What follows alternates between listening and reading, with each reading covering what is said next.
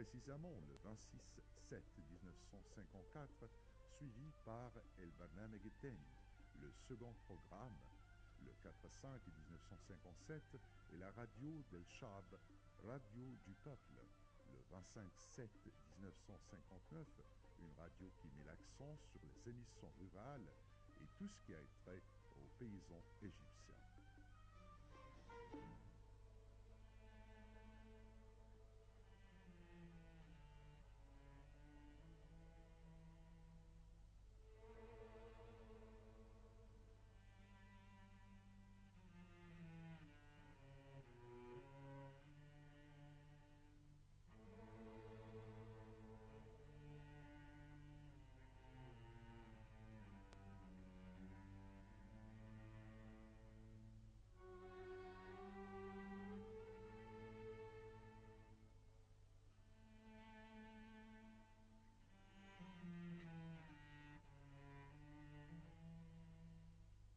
Le 1er avril 1981, la radio égyptienne a témoigné d'une nouvelle phase. Le système des réseaux a été introduit. Les services de la radio est réparti sur 7 réseaux. La fréquence de chaque radio est maintenue sur une onde fixe et les stations à objectif commun ou similaires sont rassemblées sur une seule onde afin que l'auditeur ne se perde pas en cherchant sa station préférée parmi les nombreuses ondes. Le renforcement technique de la retransmission radio. Outre la retransmission des émissions de la radio égyptienne à travers la satellite égyptien Nilesat 101 et Nilesat 102, la transmission officielle del Barnameg El Am, Sout El Arab, El Sharq El Awsat, en plus des 7 stations d'outre-mer, a commencé à travers le premier satellite Afristar le 30 octobre 1999. Le prolongement de la transmission de certaines stations radio de 24 heures, comme le Barnameg El-Am, El Qur'an El-Karim, El Sharq El-Awsat, El Shabab Wal-Riyada, Sout El-Arab et El Barnameg El-Musiqi. Il était impossible que le grand public local ou international se prive une seule minute de la voix de l'Égypte, surtout en présence d'événements arabes et internationaux qui intéressent l'auditeur égyptien, aussi bien qu'arabe qui suit les évolutions à travers les médias égyptiens.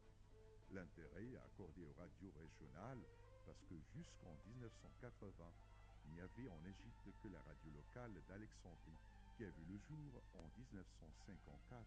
Un réseau pour les radios régionales a été fondé.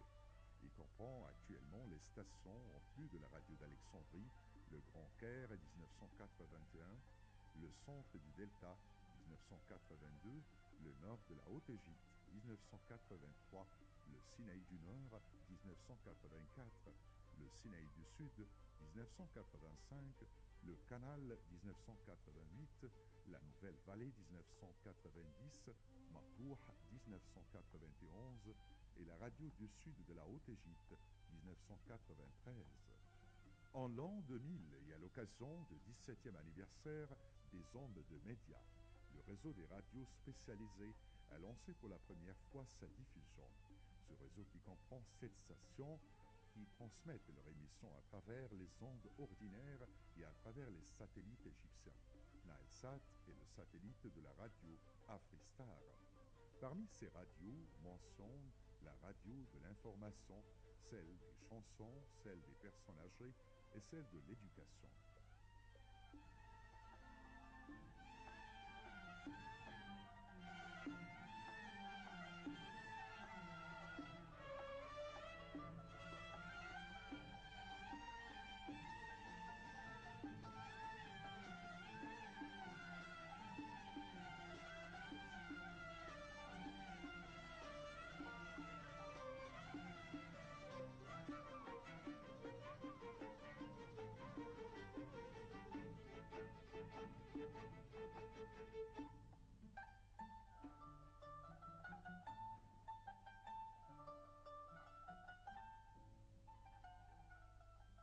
Parmi les chefs-d'œuvre de la radio et dont on se souvient et dont on est toujours fier, les opérettes qui font partie du patrimoine Ces œuvres ont fait de la radio égyptienne une pionnière par rapport aux autres radios.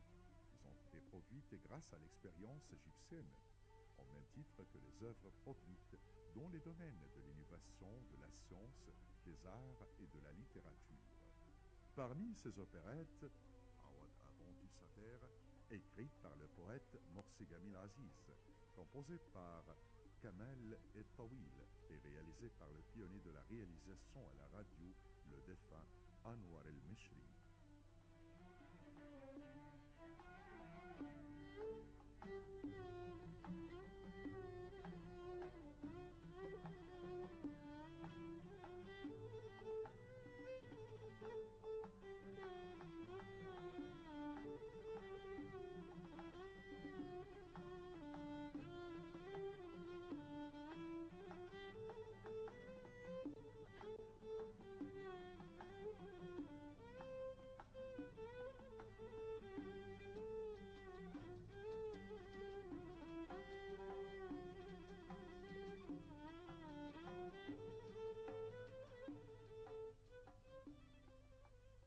Une opérette qui montre comment le paysan est attaché à sa terre et qui met en relief les graves conséquences de l'abandon de la terre par le paysan pour satisfaire ses passions et ses désirs.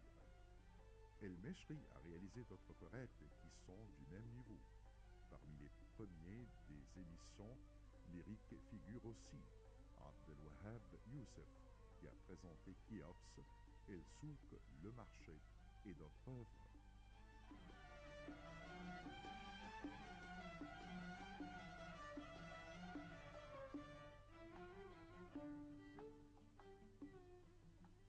Encore la liste des innovateurs dans ce domaine est longue. Citons aussi Osman Abaza avec ses émissions Les cortèges du prophète ou Inos du Sharqiya, dans laquelle il montre les traditions du gouvernorat del Sharqiya, surtout celles qui ont trait aux noces rurales. Quant au défunt réalisateur Youssef Al-Hattab, ses innovations à la radio sont variées. Il a présenté son chef-d'œuvre Samara. هذه هي سمارة.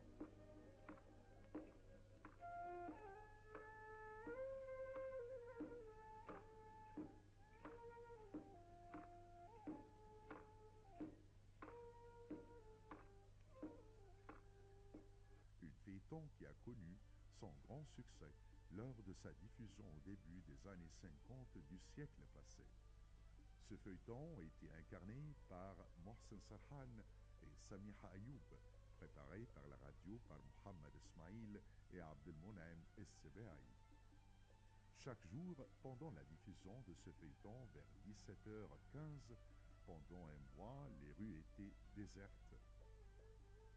La preuve du succès de ce feuilleton est qu'il a été adapté au cinéma avec les mêmes héros, un film qui a lui aussi témoigné d'un grand succès.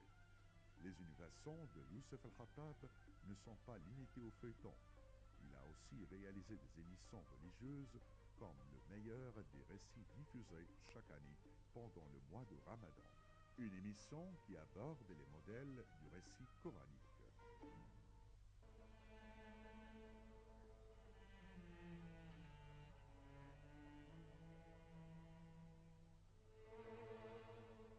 Les archives de la radio égyptienne contiennent des trésors d'anciens enregistrements, comme la première récitation du Coran par le cheikh Mohammad Refat à l'occasion de l'inauguration de la radio. L'émission La Route Saine présentée par le défunt Hassan Abdel Wahab, des extraits de l'émission de variété très connue, une heure de divertissement ainsi que de rares interviews de la défunte Safi El-Mohandes, extraite de l'émission Aux femmes au foyer. La discothèque de la radio égyptienne comprend aussi de rares enregistrements appartenant aux dirigeants et aux stars. Elle contient également des documentaires sur des événements importants égyptiens ou arabes, comme les documents sonores du traité de 1936 conclu entre le gouvernement égyptien et l'Empire britannique, ainsi que les détails de la cérémonie de la prise du pouvoir d'Égypte par le roi Farouk et le déclenchement de la Seconde Guerre mondiale.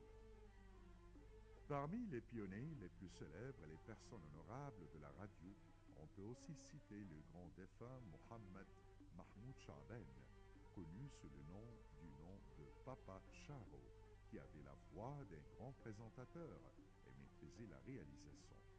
À travers son émission Les Enfants d'Égypte, qui a duré un demi-siècle environ, il a éduqué de plusieurs générations. Abla Fadila lui a succédé dans ce domaine.